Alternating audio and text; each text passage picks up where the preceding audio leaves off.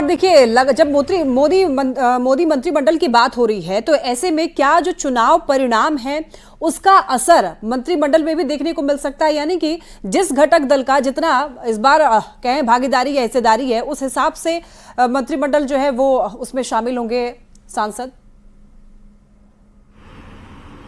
जी हाँ, बिल्कुल सहयोगी दलों की सरकार है। सहयोगी दलों के भरोसे इस बार सरकार चलेगी तो निश्चित रूप से इस बार जिसका जिक्र नीतीश कुमार पहले भी करते रहे कि अनुपातिक प्रणाली के जरिए होनी चाहिए, यानी सबको एक जो संख्या है सांसदों की उस हिसाब से मंत्रिमंडल में शामिल करना चाहिए। निश्चित रूप से बीजेपी 240 सीटें जीती है, बीजेपी अपने दम पर अकेले बहुमत में नहीं है, तो निश्चित रूप से सहयोगी दलों को एकोमोडेट करना होगा। यही वजह है कि उस कोटे के माध्यम से जो फॉर्मूला निकला है उस फॉर्मूले के माध्यम से सहयोगी दलों को भी एकोमोडेट किया जा रहा है। फिलहाल जेडीयू की तरफ से अगर 2 मंत्री होते हैं तो उस लिहाज से देखा जाए 12 सांसदों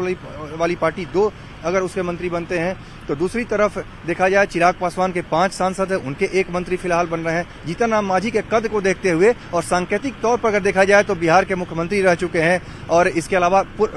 मुख्यमंत्री रह चुके हैं, दलित महादलित के बड़े चेहरे हैं जीतन राम मांझी, काफी बिल्कुल। देखिए अमितेश, इस बार मिली जुली सरकार बनने वाली है और जेडीयू और टीडीपी ये दोनों जो घटक दल हैं वो गेम चेंजर के तौर पर इस बार जो है वो साबित हुई है, तो क्या इसका असर और इसका फायदा इन दोनों पार्टियों को मिल सकता है?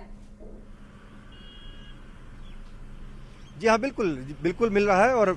जो मंत्रिमंडल का स्वरूप सामने आएगा उसमें बात निकल करके सामने भी आएगी कि निश्चित रूप से जितने भी सहयोगी दल उनको भी पूरा सम्मान दिया जा रहा है। और बीजेपी और प्रधानमंत्री नरेंद्र मोदी की तरफ से जो बातें कही जा रही हैं, जिस तरह से उन्होंने तमाम बातें एनडीए सरकार को लेकर की, अगले 5 साल या नहीं अगले 10 साल को लेकर के उन्होंने जो खाका खींचा के लिए 10 साल के लिए कैसे क्या करना है, तो उसको देखते हुए निश्चित रूप से है कि मिलीजुली सरकार है और मिलीजुली सरकार में सहयोगियों के सम्मान का पूरा ख्याल किया जाएगा और उसके आधार पर ही आने वाले दिनों में ये सरकार काम करेगी और सहयोगियों को पूरा महत्व मिले ये दिखाने की कोशिश होगी। चाहे टीडीपी हो, जेडीयू हो, शिवसेना जो है एकनाथ शिंदे वाली गुट वो हो, एलजेपी आर हो, तमाम सहयोगी दलों को साथ लिया जाएगा। यहाँ तक कि एक सांसद जिनके जीत करके आए हैं, चाहे अनुप्रिया पटेल है अकेले जीत करके आई हैं, जीतन राम मांझी अकेले जीत करके आए हैं, जो पहले केंद्र में मंत्री रहे हैं, मुख्यमंत्री रहे हैं, बिहार में मंत्री रहे हैं, अलग अलग प्रदेशों में मंत्री रहे हैं, कद बड़ा है, तो सामाजिक समीकरण और क्षेत्र को ध्यान में रखते हुए उनको भी एकोमोडेट किया जाएगा, ऐसे हमारे सोर्स। अमितेश, देखिए सूत्र ये बता रहे हैं कि चिराग पासवान को भी अब कॉल जा चुका है, क्या खबर मिल रही है?